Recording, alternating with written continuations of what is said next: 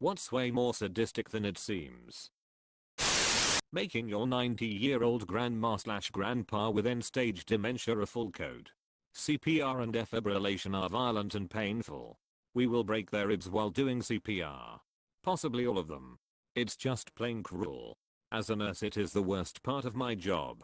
Not the dying, not the blood, not the poop. It's the keeping someone alive by force. I understand losing a loved one is painful and horrible. I've been there. But trust me, the kindest thing you could do for them is to let them die peacefully. TV and movies don't make this clear. A friend survived a massive heart attack in part due to CPR and a defibrillator. He said it hurt like hell. Don't get me wrong. CPR and defibrillation have a place and have saved many lives. It's definitely warranted in some cases, but in others it is just cruel. I'm glad your friend made it. Family YouTube channels. I don't think there is ever a healthy way to profit off your kids like that. Yes, and the channel that adopted a kiddo from China, I think, going against all the sage advice they got from lawyers, med profesh etc. They got the kiddo and kiddo needs a lot of support, attachment disorder. On autism, she goes on her channel with her husband fake crying, fake remorse, telling the sad tale of having to rehome their son. My rage is coming. Me find a link. Micah Stoffer. Backlash after YouTubers give up adopted son. Okay, so I hope more than anything that kiddo will get what he needs in a family. And peep family channels, they are horrible and exploitative. Undefined. Rehomed him. Like he's a peeping dog. Peep those people.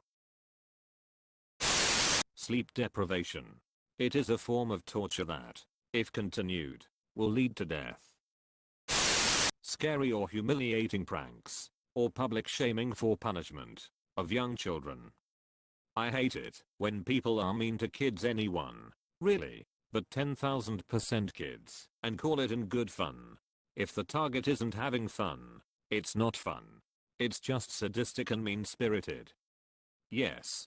My mom used to tease me and make fun of me for things to no end growing up, because you have to learn to laugh at yourself. Yay, it kinda doesn't work exactly like that. Making someone else debug your code. With no comments. In a language they haven't used in at least 3 years. Flashbacks to last job intensifies. Peeing all over the public toilet seat. You know someone will desperately need to poop, and now you forced them into a terrible decision. I was so sick of cleaning other women's piss. Just to sit. They're freaking animals. Now with COVID, people seem tidier. LMAO, I walked into the bathroom at work on 2 different days last week and there was poop smeared on the toilet seat. 2 different poops. Tiny Tails hamster cages. Kinda wish I'd never got on this thread. I'm learning about so many awful things. Requiring you to get an auto inspection at a place that also does auto repairs. The inspector has literally every incentive to not pass your vehicle on the first go. Mandatory state inspections ought to be done by state inspectors that don't really have a financial stake in whether you pass or fail. Mandatory state inspections ought to be done by state inspectors that don't really have a financial stake in whether you pass or fail. This is how it works in Northern Ireland and is the only part of the UK where that is the case. It goes back to the days of the Troubles when garage owners might be doing bad things to vehicles or are encouraged to pass vehicles that really should fail, etc. Putting all the test centres in government hands declared much of that. In the rest of the UK, council, county and city garages that maintain vehicle fleets will almost always do their own mods, and, by law, anyone licensed to perform mods must offer them to the public. If you call and make an appointment, they can usually fit you in and have no incentive to fail you. In fact, given that you have a right to a retest within 7 days at a time that might not be convenient to their workload, they actually have a slight incentive to not have you come back.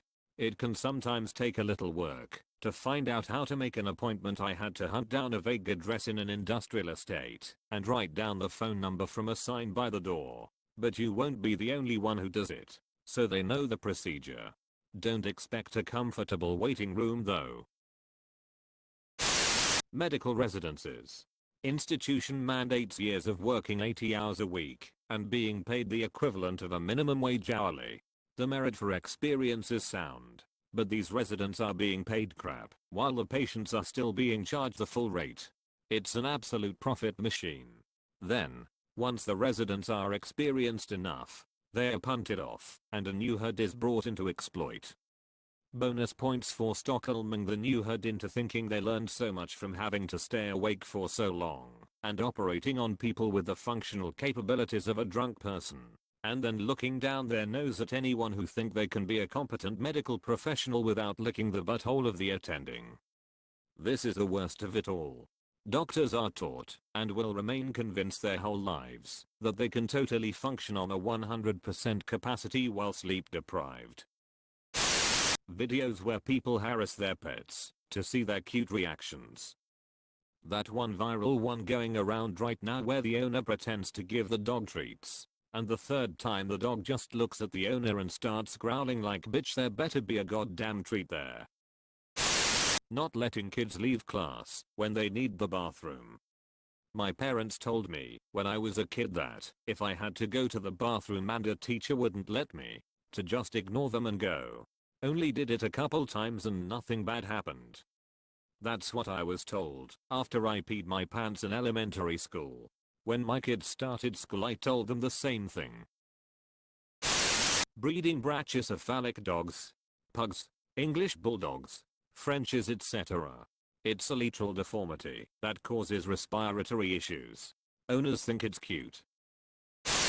Tickling. Especially when you tell them to stop and they don't. There was a Reddit thread a while ago talking about the most peeped up thing you saw happening at a friend's house as a kid.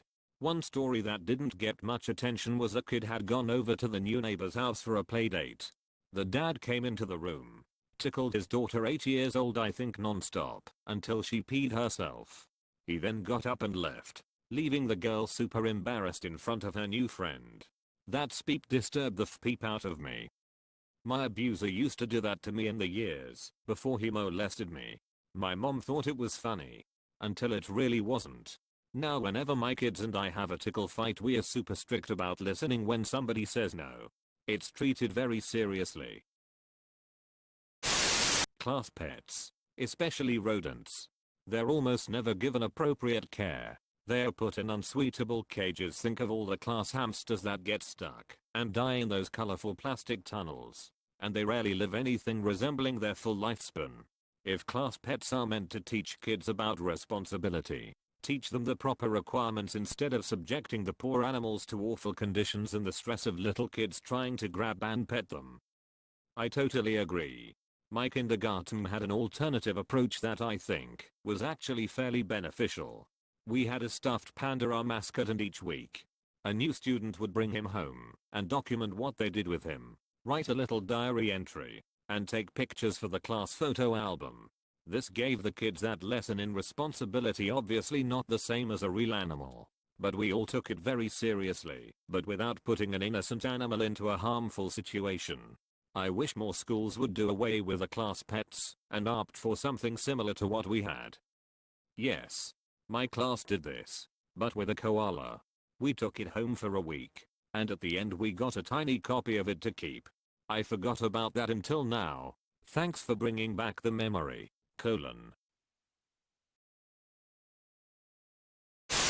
Leaving the salary out of job advertisements. Glue traps for mice. I used to share space for my business with a guy who used those traps. I would come in the morning and there would be a high-pitched screaming that would go on for hours. When I realized what it was, my dad used kindness traps, but forgot to check them. So they became concentration camps. Then he swapped to normal traps. Yeah, like, if your end goal is to get rid of mice in your house, just kill them as quickly as you can. Any non-lethal trap, chances are you're going to forget about it, and then it becomes death by starvation over days, instead of a split-second piece of metal.